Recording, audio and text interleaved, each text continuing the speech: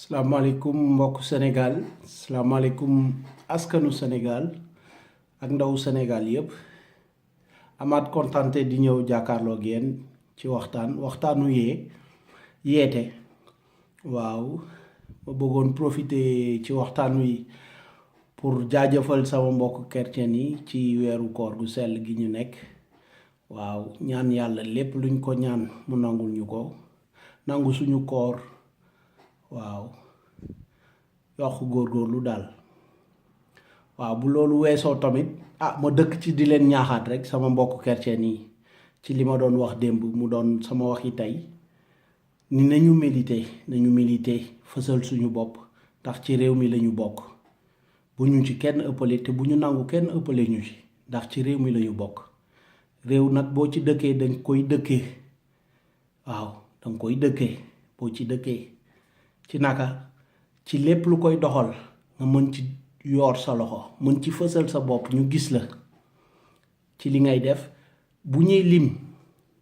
ña ko defar ñu mën la cee lim mu doon sa ndam ndax ci réew mi nga bokk moo tax may gën a delluwaat di ñaaxaat sama mbokk chrétien yi nañu militer te ci sama gis-gis man rek a tax may wax valeur yi ñu am ñun te mu ràññeeku ci ñun gis naa ni benn parti koy défendre valeur yooyu noonu junju de doy na xelu mag du ma ci sori mais man de mon point de vue chrétien les valeurs qui nous unissent les valeurs avec lesquelles on s'identifie sont défendues par un parti. À vous de deviner lequel. Bu loolu weesoo ngeen jéggal ma ci tubaab bi tuuti parce que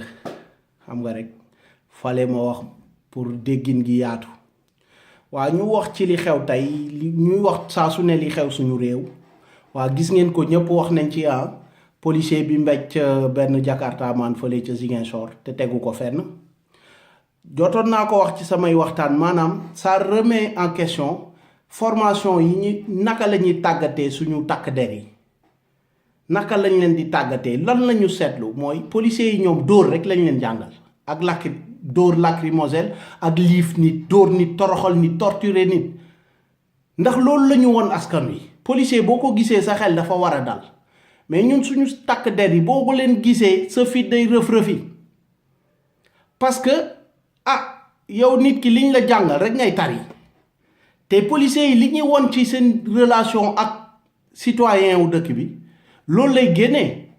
ñoom dóor lañ leen jàngal toroxal nit parce que ñu ngi tenue bi ñoom it bu ñu solee tenue bi day am sentiment de supériorité bu leen di habiter ñu foog ni ñoo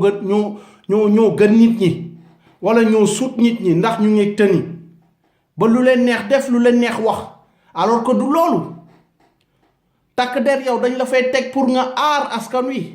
yor seen kaaraange man nag mënoo yor sama kaaraange teg ci di ma fitnaal mënul nekk policier buñ ko gisee mu taxaw war na ñoo mën a dem ci moom waxtaan ak moom laaj ko walla xalaatam walla waxtaan comme nit ak moromam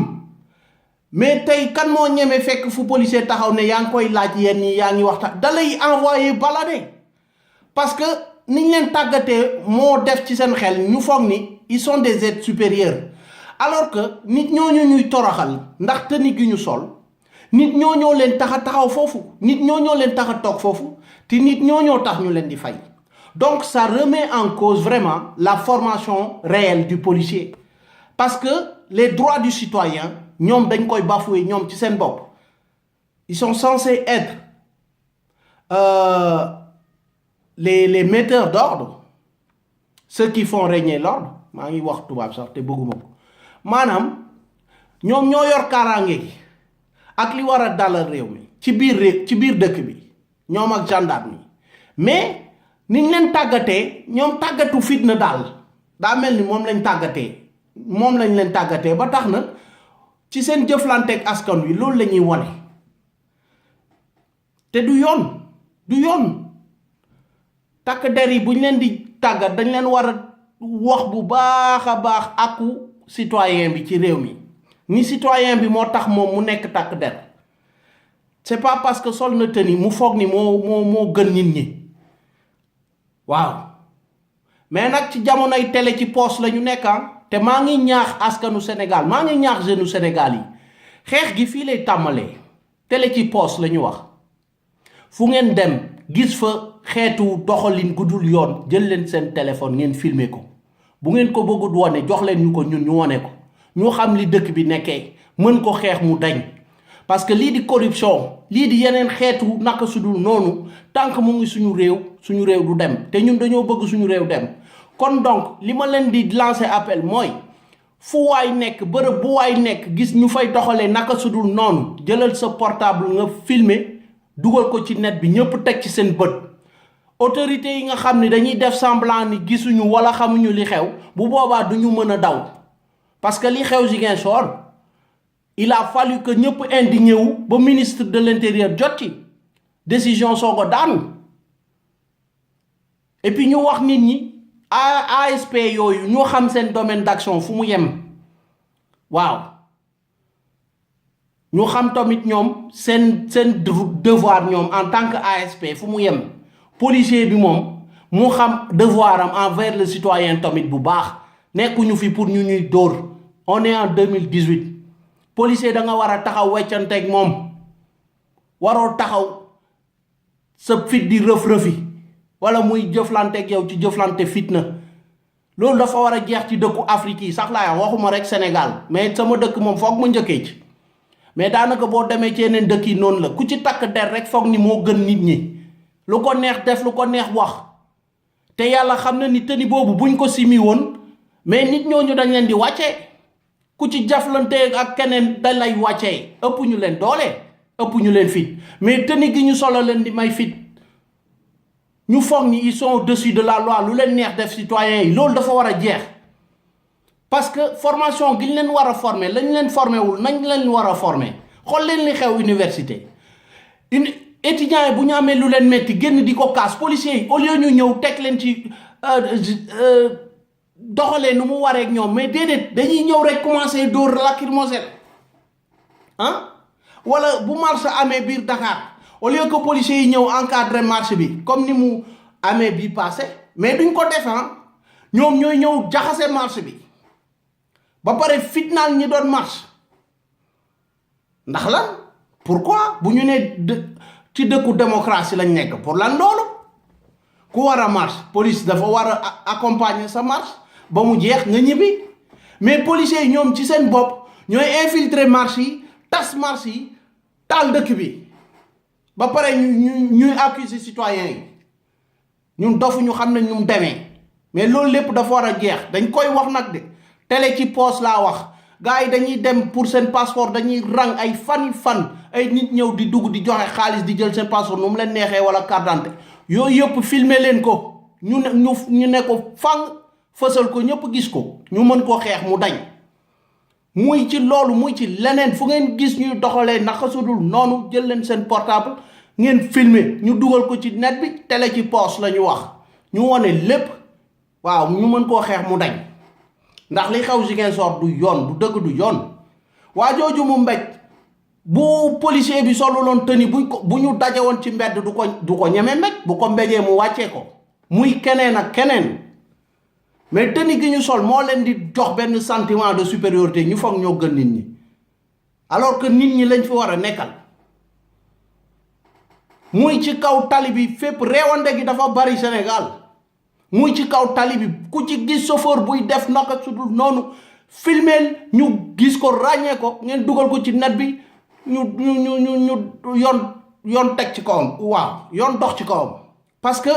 ay image yu doy waar exemple laa jël bu màggal amee wala gàmmu wala je ne sais quoi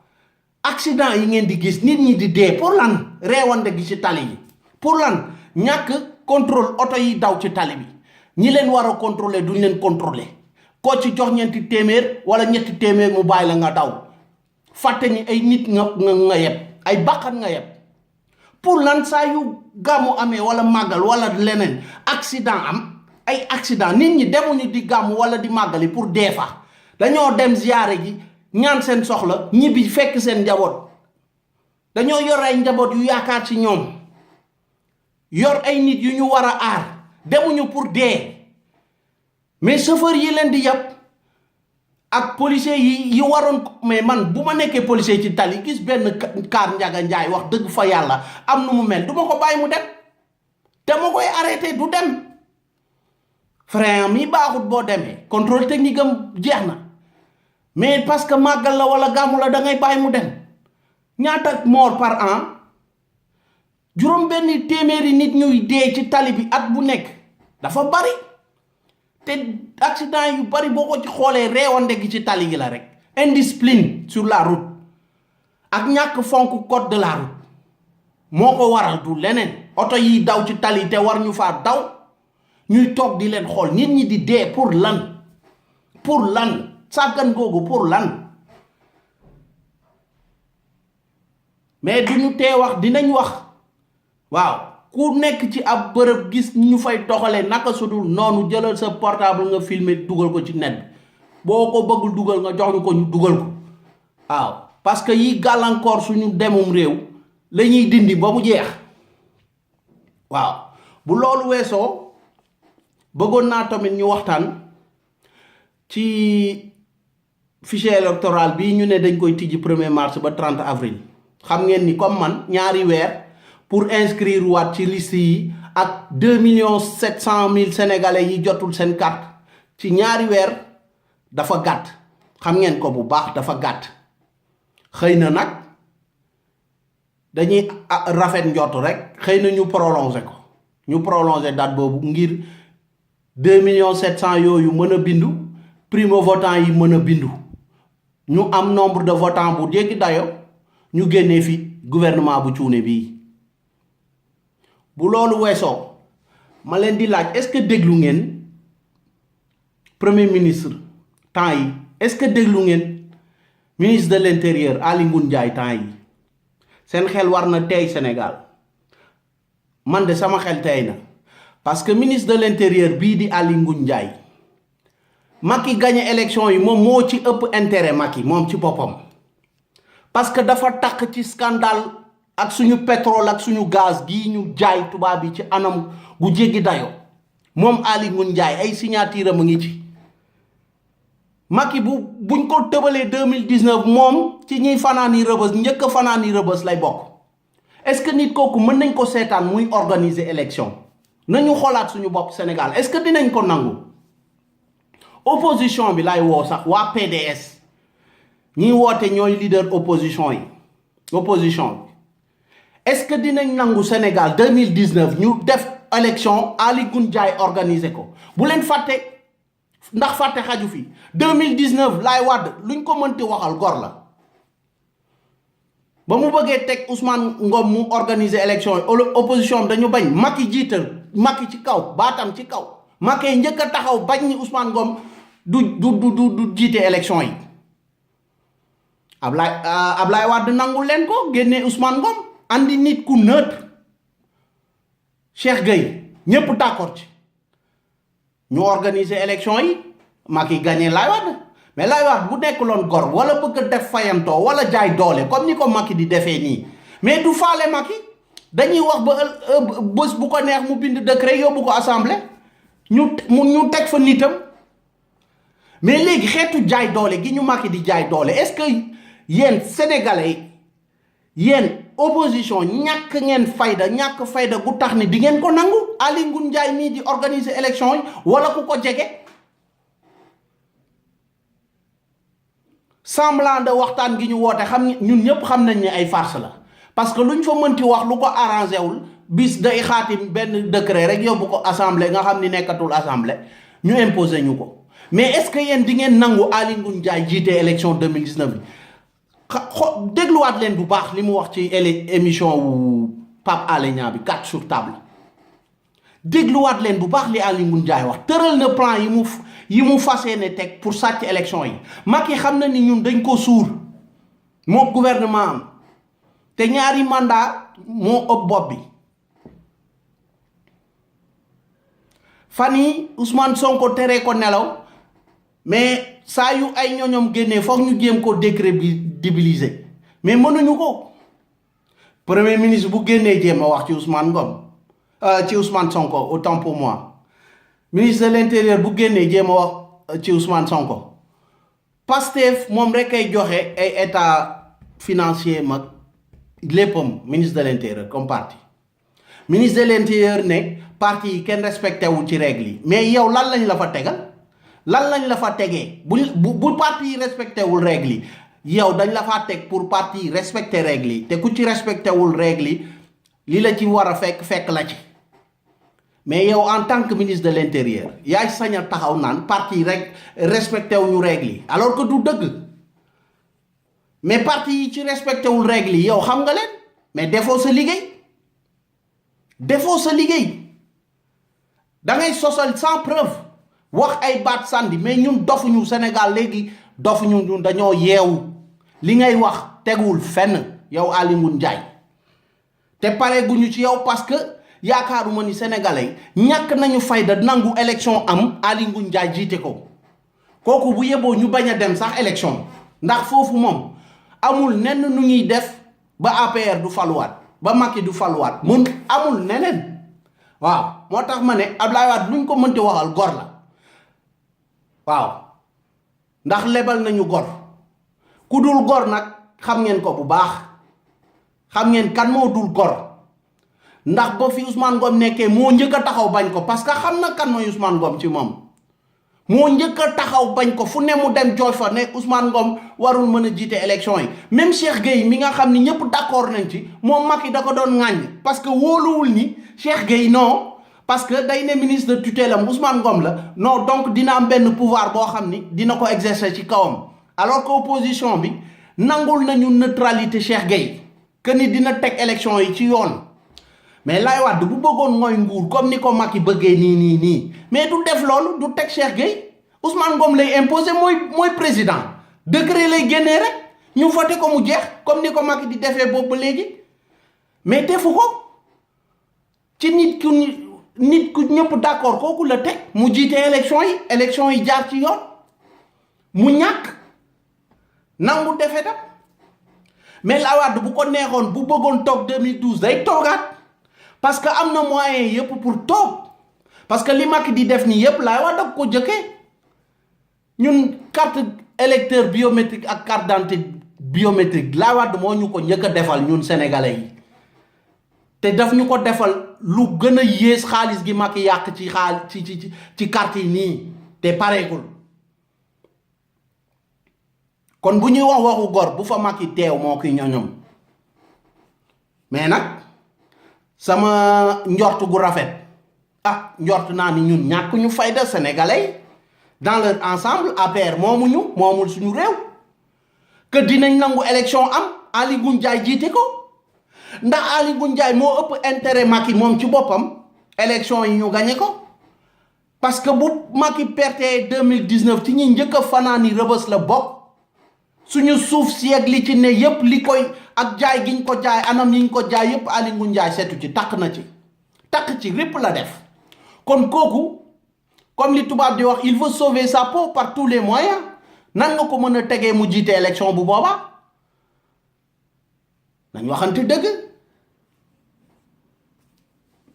nañ waxante dëgg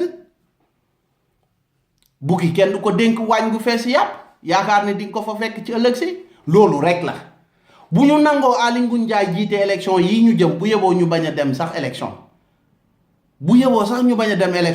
te ñuy wax ay élection kenn du ko sàcc wala dépassé nañu fu ñuy sàcc élection ñooñu bu ñu nelawal ñun waxuñu ni dañ koy sàcc parce que dañuy compter voix yi mais élection législative yi li ci xew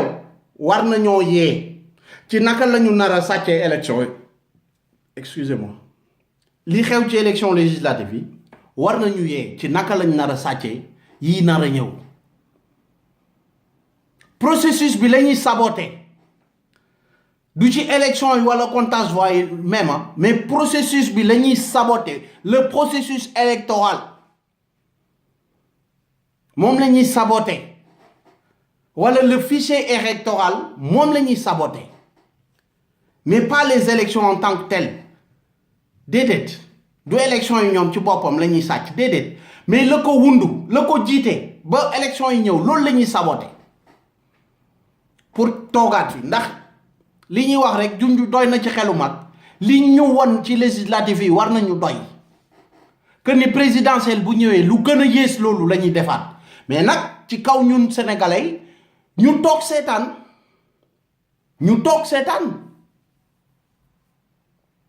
moo tax may laaj ban xeetu njiit la ñu bëggati ci ñun ndax suñu réew mi umpu leen ni ñu ngi koy jaay ñu ngi koy caxat-caxatee ñii buñ fi toogaatee bu yeboo de lu golo xam bootee doomam ci juróomi at yi ñu jëmaat nii Sénégal damay ragal de ña fay juddoo ay gan lañ fay doon ëllëg ndax suuf si moom moomatuñ ko te na ngeen bàyyil xel lenn waxtu bii may wax ak yéen Sénégal ki ci doy xel waxuma ndax waxu far mais Ousmane Sonko moo ñu mën a génnee ci guuta gii ñu jëm parce que lu tax ma koy wax Idrissa Seck nguur rekk a ko soxal leneen soxalu ko bu élection jibee ba jib ngeen koy dégg Idrissa Seck nguur rekk a ko soxal dara soxalu ko leneen ambition am lan la nekk président loolu rekk a ko soxal te lu ko mën a may dina ko def muy commencé di bëgg a dalal xelu Macky naan ko du fayantoo bu yoree nguur bi njiit du fayantu pour dalal xelu Macky wax ko ni bis bu yoree nguur gi non du fayantoo ak Macky pour dalal xelam mais mu ngi commencé tamit di draguer tubaab yi ndax umpu leen ni suñu réew mi tubaab yee ko yor ba léegi français yi mu ngi leen di draguer ci naka contrat yi français yi signé ak nguuru cuune gi wax leen ni na seen xel dal bu ma toogee contrat yooyu duma ko renégocier duma ko xoolaat te tubaab bi bu ñu gisee ni Macky il est en perte de vitesse mais dañuy wëlbatiku ci kiy dalal seen xel ñoom ki nga xam ni dina aar seeni intérêt ci dëkk bi te ci loolu la Idrissa Seck nekk il est en train de draguer les Français pour préserver leur intérêt en cas où il serait président na ngeen ci bàyyi xel bu baax lu ko mën a may nguur dina ko def te yéen xam ngeen ni Ousmane Sonko ni ñu jaayee suñu pétrole ak suñu gaz yi bis buñ ko joxee réew mi dina ko renégocier waat carte sur table suñu or suñu pétrole suñu zircon suñu gaz alal yooyu nga xam ni mën nañoo yor ñun ñii ëllëg soxlawuñu beneen entreprise u tubaab di ñëw fii suñu alal gi ñu yor noonu rek buñ ko négocier niñ ko war a négocier jaay ko niñ ko war a jaayee defar ay entreprise ya koy traité fii suñu réew pour soog koo jaay ci biti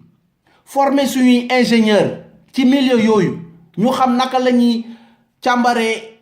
alalu suuf gi mais les Émirats arabes Qatar Arabie Saoudite ba ñu amee pétrole seen suuf amuñu woon jumtukaay pour génnee ko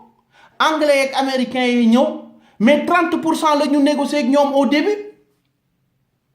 ci wàllu profit oil bi mais ñun 10% vous imaginez te contrat yooyu yëpp laa leen wax Macky ak njabootam am nañ ci wàll parce que on peut leen ni scandale Petro-Tim bi te Petrosen a ngi ci rakku Macky Sall a ngi ci Aliou Sall Aly Ngouille Ndiaye moo ko signé Thierno Alassane Sall lu tax ñu dàq ko kon ñii suñu réew soxalu leen seen poos a leen soxal ak seen biir donc contrat yi tubaab yooyu signé amul contrat bu ñu fi mënta négocier am na ay clause de stabilité yu ñu def pour blinder contrat yooyu noonu ñun nag ñu ngi ci xeex googu Ousmane Sonko ci xeex googu la ne te tubaab yi leer na leen ni bis bu Sénégal joxe boppam Ousmane Sonko contrat yooyu yëpp dinañ ko tegaat sur table pour xool ci intérêt wu Sénégal nañ lañ ko mën a joxe ba mu rëy ba suba ñu moomal suñu bopp alal googu noonu di ko génnee suñu bopp di ko jaayal suñu bopp wala di ko defaral suñu bopp di ko jaay mais Idrissa Seck lan la nekk di def nii dafa nekk di dalal xelu tubaab yi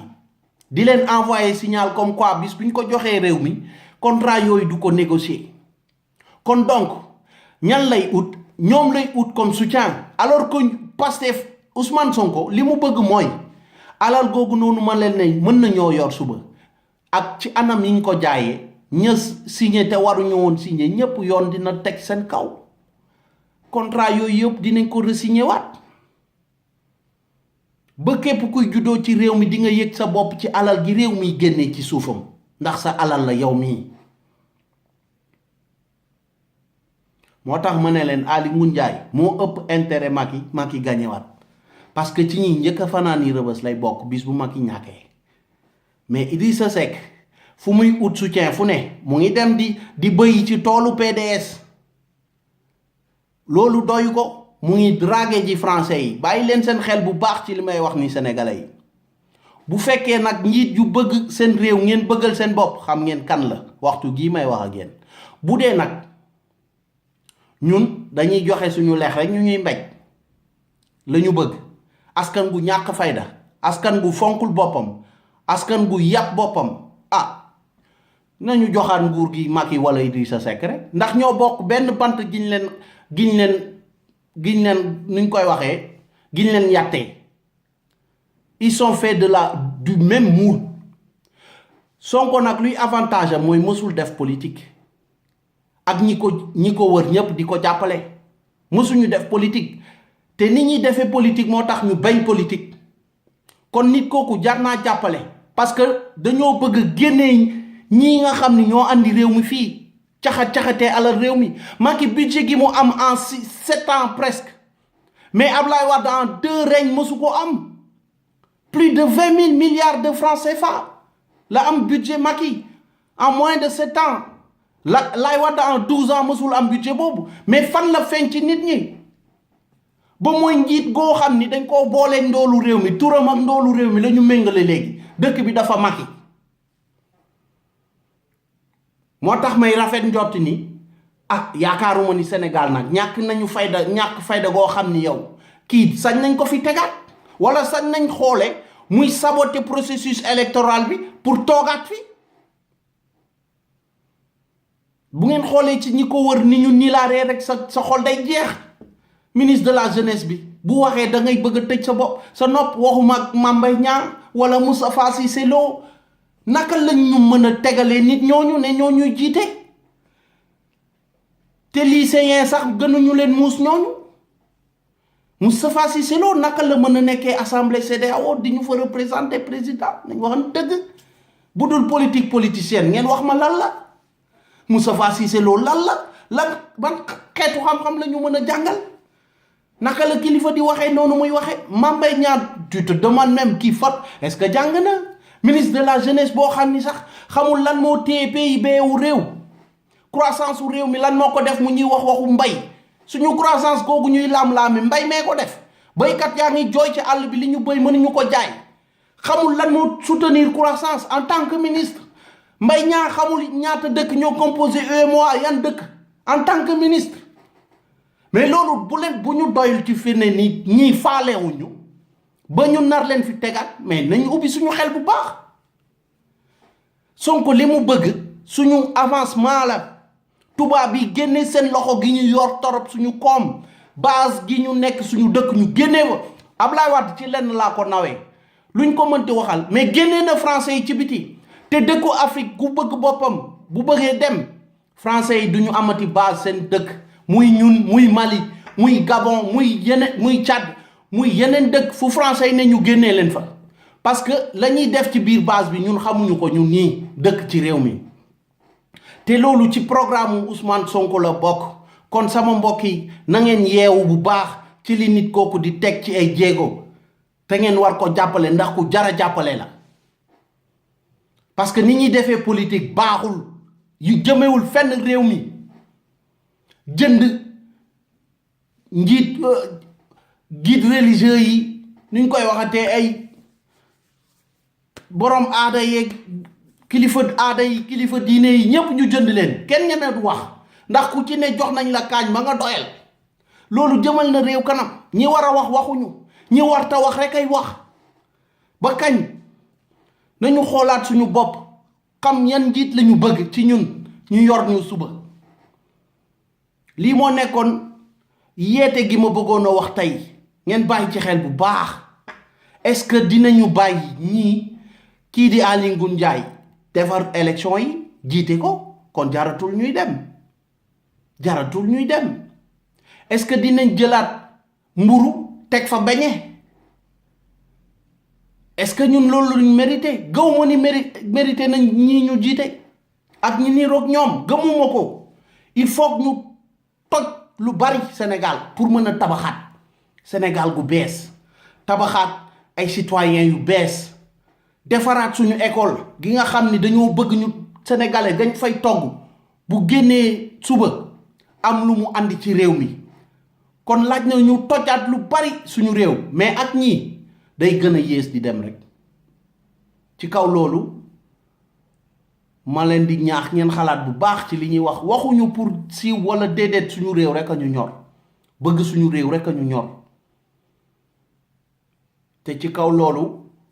dinañ wax lu doxul dinañ wax mais dinañ wax it lan la ñuy def pour mu dox bëgg nit ñi topp ñu ci. ndax gëm naa ni Rwanda def tey ba doon royukaay Afrique wala Éthiopie ñun Sénégal mën nañu def noonu ba taxawaat place ga ñu taxawoon ndax wàcc nañ fa. mais ci kaw ñun citoyens yi Sénégal ñu xam lan la ñu bëgg ci ñun ñu xam ñan la ñu bëgg ñu yor ñu jiite ñu te ñuy bàyyi xel bu baax ban réew la ñu nar a bàyyil suñu doom yi ëllëg.